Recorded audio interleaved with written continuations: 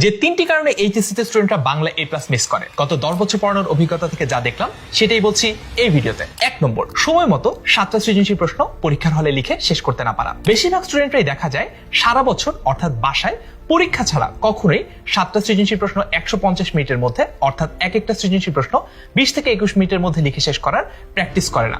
সমাধান হচ্ছে বাসায় প্রতি সপ্তাহে অন্তত একটা সৃজনশীল প্রশ্ন 20 থেকে 21 মিনিটে লিখে কমপ্লিট করার প্র্যাকটিস করা। 2 নম্বর, এইচএসসির বাংলা পরীক্ষার এমসিকিউর যে ডিফিকাল্টি লেভেল সেটা ধরতেই পারে না। এসএসসির চেয়ে এইচএসসির প্রশ্নের ডিফিকাল্টি লেভেল আসলেই কঠিন। প্রথম থেকেই যে গল্পটা বা যে কবিতাটা পড়া হবে সেই গল্প বা কবিতা থেকে বিগত বছরে বিভিন্ন বোর্ডে যে প্রশ্নগুলো এসেছে সেগুলো দেখতে হবে এবং নিয়মিত সলভ করতে হবে। 3 নম্বর, এইচএসসির বাংলা দ্বিতীয় পত্রের কোশ্চেন প্যাটার্নই বুঝতে না পারা। এইচএসসি তে বাংলা ব্যাকরণ পুরোটুকুই খাতায় লিখতে হয়, অর্থাৎ এখানে কোনো অবজেক্টিভ বা এমসিকিউ পার্ট নেই।